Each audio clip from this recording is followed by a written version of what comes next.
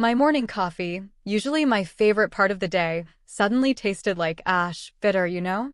David was talking about plans for the house, like nothing was weird, while I saw a text flash on his phone. A quick "see you soon, my love," from Brenda, the woman from next door, the one he shared his business with. It hit me like a cold splash, so fast, making everything feel strange and the future totally unclear. Before we continue, tell me in the comments, where are you watching from? I'd love to know. Life with David, before everything broke, felt so normal, almost picture perfect. We lived in this lovely house, a big, comfortable place with a garden I loved. David worked hard, or so I thought, running his property development company, Horizon Homes, with his business partner, Arthur. Arthur and his wife, Brenda, were our next-door neighbors, practically family friends. We'd have them over for barbecues, share garden tips, even go out for dinner sometimes. Brenda, with her bright, confident smile, always seemed so friendly, a little too perfect perhaps, but I never gave it a second thought. She'd compliment my cooking, ask about my day, just regular neighborly chat, you know? David and Arthur, they'd spend hours talking business, their voices low and serious, planning projects. It all seemed so solid, so complete. My life revolved around our home, my small online craft business, and supporting David. I thought we were a team, building a future together, step by step. We had plans, dreams, shared jokes over dinner. I trusted him completely, like you trust the ground beneath your feet. But then, tiny cracks started to show, little things I almost dismissed. David started staying later at work, saying there were big deals on the horizon with Arthur. He was more distant, his phone always close, face down on the table. He'd jump if I touched it, saying it was client-sensitive stuff. I brushed it off, telling myself he was just stressed, focused on work. That's what partners do, right? Support each other through the busy times. Brenda also started acting a little different. She'd sometimes look at me with this weird, knowing smirk when David wasn't looking, or make comments about how lucky I was to have such a driven husband. At the time, I just thought it was her slightly odd sense of humor. I didn't connect the dots, not then. I just figured maybe she was a bit jealous of my peaceful life, her own seeming more high-strung. I mean, Arthur was a sweet guy, but a bit of a worrier, not as flashy as David. The morning everything truly shattered, it started out like any other. David was at the breakfast bar, scrolling on his phone while I made coffee. I remember the smell of fresh grounds, the sun just starting to stream through the kitchen window, feeling like a normal Tuesday. He was talking about some new development, rambling about permits and timelines, barely looking up. That's when it happened. His phone, which he usually guarded like a treasure, buzzed and lit up with a text notification. It was right there, face up, just for a second. The name on the screen was Brenda. The message, "See you soon, my love." My breath hitched, just like that. My hands, holding my coffee mug, started to tremble a little. My eyes, they just focused on those words. Brenda. My love. No, no, no. This had to be a mistake, a prank, some sort of inside joke between them about a project, right? My mind went blank, then raced with a million explanations that were all lies. I tried to tell myself it meant nothing, but my gut was already screaming. I felt cold, even though the kitchen was warm. I couldn't speak, couldn't move. David, still babbling about something, finally looked up, then down at his phone, then back at my face. He saw it, the message, the horror in my eyes. His face went utterly white. "Ellie, it's not what you think," he stammered, his voice suddenly thick with fear, not the confident tone I was used to. He snatched the phone quickly, too quickly. "Not what I think." I finally managed, my voice sounding like a stranger's whisper. "Brenda? My love." He stood up, shoving his hands in his pockets, avoiding my gaze. It's complicated. Just a mistake, a stupid flirtation." "A flirtation? With our next-door neighbor, his business partner's wife? The woman I shared recipes with? No, that wasn't a flirtation. That was a betrayal so deep it stole the air from my lungs. I started shaking, truly shaking, like a leaf in a storm. "Don't lie to me, David," I said, a little louder now, my voice cracking. Tell me the truth. He sighed, a long, exasperated sound, like I was the one making things difficult. Fine. Yes, okay. We've been seeing each other. For a while. It just happened, Ellie. It wasn't planned. Not planned. I stared at him, tears welling up, blurring his face. You mean you just accidentally fell into bed with our neighbor? For a while. He ran a hand through his hair, looking agitated. It's not that simple. You've been so busy with your crafts, always in your own world. I felt neglected. Neglected? After everything? That was his excuse? It was a low blow, trying to put the blame on me. That's when the humiliation started to burn, a fire in my stomach. Not just the betrayal, but the idea that I was somehow at fault, that I deserved this. Brenda, of course, confirmed it later, with a call that afternoon. She sounded almost triumphant. Ellie, I'm sorry you found out this way, she said, but her voice was devoid of real regret. David and I, we have a real connection. Something you two lost a long time ago. Lost? I thought we were living it. I hung up on her, my hand trembling so badly I almost dropped the phone. The sheer audacity, the callousness of it all. It wasn't just David, it was both of them, conspiring, laughing behind my back while I welcomed them into my home. The pain was unbearable. David, after a brief, pathetic attempt at an apology, packed a bag and left. He didn't even argue much when I told him to go. He just went. It was like he was relieved, like a weight had been lifted from his shoulders. My husband's mistress, Brenda, had indeed won. She had him, she had her smug smile, and I was left in our big, empty house, feeling completely shattered and utterly humiliated. I felt like a ghost in my own life, walking through rooms filled with memories that were now tainted. I couldn't stay there, not with them next door, living their new, happy life while mine was falling apart. I called my sister Alina, crying so hard I could barely speak. She came straight over, her arms a warm, solid comfort. She helped me pack a small suitcase. I moved into Lena's spare room, a temporary arrangement that felt like a lifetime sentence. Every day, I saw David's car at Brenda's house, or Brenda's car at our house, now their house.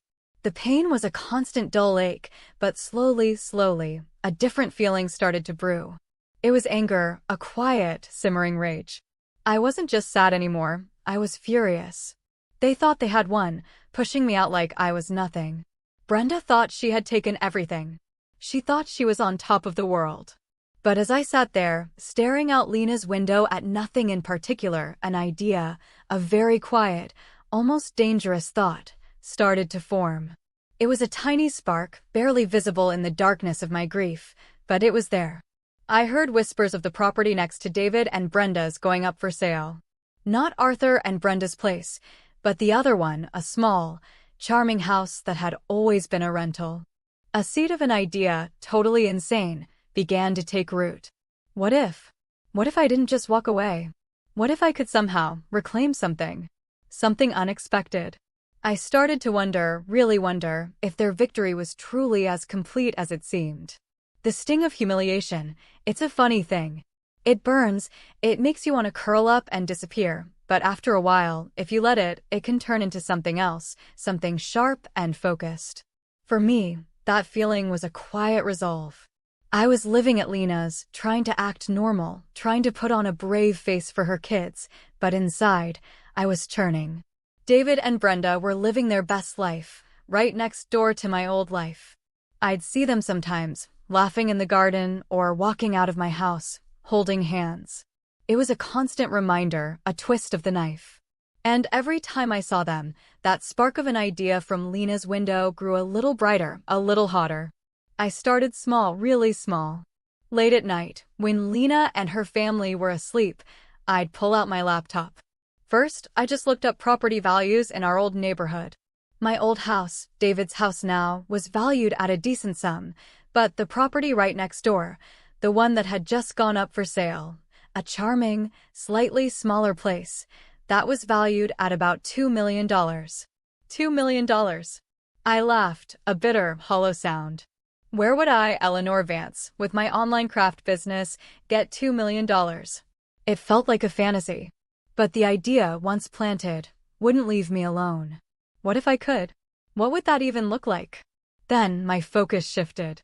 I started researching Horizon Homes, David and Arthur's company. I knew a little about it from David, scattered bits of conversation over the years. I knew Arthur owned a significant portion of the business, something like 30%. David used to joke about how Arthur was the money man, the steady hand, while David was the visionary. I dug deeper. Public records, business registries, news articles about their projects. I learned that Horizon Homes had a few big projects lined up, but also some significant overhead. Arthur's shares weren't just a percentage. They represented real power, real influence. My own finances weren't amazing, but I wasn't broke either. My parents, bless their hearts, had left me a small inheritance, a nest egg I hadn't touched. I also had some savings from my craft business, which, though small, was steady. It wasn't 2 million, not even close. But it was a start. I quietly sold some investments I had, small things, nothing David would ever notice. I needed more. That's when I remembered Aunt Carol's friend, Susan. Susan was a financial wizard, a retired investment banker with a sharp mind and a kind heart. I hesitated for days, embarrassed to even call her, to admit how completely my life had been upended. But the thought of Brenda's smug face pushed me. I swallowed my pride and called Susan. "Ellie, dear. It's so good to hear from you," Susan chirped, her voice warm and genuine. "How are things?" I took a deep breath. "Susan, things are complicated. I need your advice. About something big, something I can't talk about with just anyone." She listened patiently, without judgment, as I poured out the whole story. David, Brenda, the betrayal, the humiliation. And then I told her my insane, budding plan. Buying the property next door, maybe even Arthur's shares. There was a long silence on the phone. I braced myself for her to tell me I was crazy, that it was impossible. Then Susan spoke, her voice calm. "Ellie, it's bold. Very bold. But not impossible. We'll need a solid plan, and we'll need to be very, very discreet. No one, absolutely no one, can know this is coming from you." That was my turning point. Susan didn't laugh. She didn't dismiss me. She saw a path, however narrow. The next few weeks were a blur of secret meetings, phone calls, and legal documents. Susan introduced me to a trusted real estate agent, Robert, who understood the need for absolute confidentiality. Robert started making discreet inquiries about the property next door. The house was owned by an elderly couple who had moved to Florida and wanted a quick, quiet sale. It was perfect. We put in an offer through an anonymous trust, something Susan set up to hide my identity. It was a dizzying amount of paperwork, numbers that swam before my eyes, but Susan guided me through every step. I drained my inheritance, every penny, and took out a significant mortgage, something I never imagined doing. It was a huge risk, a leap of faith into the unknown, but the vision of Brenda's face, the memory of David's cold dismissal, fueled me. Meanwhile, I needed information on Arthur. I couldn't just call him up and ask to buy his shares. It had to be organic. I started discreetly reaching out to old acquaintances who knew Arthur, casually asking how he was doing, how Horizon Homes was faring. Small talk, innocent questions. That's when I heard whispers. Arthur was apparently growing increasingly frustrated with David's management style. David, since Brenda came into his life, had become reckless, making impulsive decisions, spending more on lavish things. "He's lost his focus," one mutual friend mentioned, almost offhand. "Arthur's been pulling his hair out over some of David's recent moves." This was the what moment I didn't even know I was waiting for. Arthur wasn't just David's partner. He was a potential ally, or at least, a neutral party who might be disillusioned. It was a lifeline. It meant my plan wasn't just about money, it was about David's own unraveling, something I hadn't even considered. Arthur might want out. He might be looking for an exit strategy, especially if his financial health was being impacted by David's bad decisions. This discovery re-energized me. My initial plan to simply buy Arthur's shares had felt purely transactional, almost predatory. Now, it felt like I might be offering him a way out too. The property purchase progressed, slowly but surely. Robert, my real estate agent, was a master of discretion. He handled all communication, making sure my name never came up. David and Brenda, meanwhile, were blissfully unaware. They were too caught up in their new life, their newfound freedom. I heard from Lena that Brenda was already redecorating our house, David's house, making it truly hers. Every detail, every overheard snippet, solidified my resolve. I was no longer just sad, I was determined. I was Eleanor Vance, and I wasn't going to be walked all over. I was going to reclaim my narrative, one strategic move at a time. The house next door was almost mine, and the chess pieces for Arthur's shares were slowly, carefully, being moved into place. It was exhausting, terrifying, and utterly exhilarating all at once. The silent gambit was well and truly underway. The day I signed the final papers for the $2 million property next door, my hand actually trembled, not from fear anymore, but from a deep, quiet sense of power. It was done. The house, a charming two-story with a wraparound porch and a little guest house, was mine. Not David's, not Brenda's, but mine. Susan smiled at me across the mahogany desk in the lawyer's office. "Congratulations, Ellie," she said, her voice soft but firm. "You did it." I just stared at the signed deed, the reality of it washing over me. I owned the house right beside my old home, the one David and Brenda now shared. The thought made a strange, victorious flutter in my chest. But the house was only half the plan. The bigger piece, the more delicate one, was Arthur's 30% shares in Horizon Homes. My conversations with mutual acquaintances had painted a clearer picture. Arthur was indeed unhappy. David's recent decisions were costing the company money, and Arthur, always the conservative one, was stressed. He was also, to my surprise, completely unaware of David's affair with Brenda. They'd been so careful, apparently, to keep their personal lives separate from their professional one, or so David thought. But the truth had a way of leaking out. I made an appointment with Arthur. I framed it as needing to discuss something about the divorce, about David's assets, a perfectly normal reason for me to seek a meeting. We met at a neutral coffee shop, not far from their office. Arthur looked tired, his usual cheerful demeanor replaced by a worried frown. "Ellie, I'm so sorry about everything," he began, genuine distress in his eyes. "I truly had no idea. David, he's been acting very strangely lately, distracted, reckless. It's affecting the business." "I know," I said, my voice calm, collected. "That's actually part of why I wanted to talk." I took a deep breath. "Arthur, I know you own 30% of Horizon Homes. I'm interested in buying your shares." His eyes widened, and he almost dropped his coffee cup. "What?" "Ellie, why? And how would you even?" "I've been doing my research," I explained, maintaining eye contact. "I know about David's recent questionable decisions. I know the company is under strain. And I also know David will likely fight me for any marital assets, which might include his stake in the company. But I'm offering you a clean, swift exit at a very fair price." I named a figure, one Susan had carefully calculated, generous enough to be tempting, but not so high it seemed unbelievable. "Think about it, Arthur. A way out from David's current chaos, a substantial sum, and no messy fight. It also protects your personal assets from any future issues with Horizon Homes, especially with David at the helm." Arthur sat there, stunned, processing.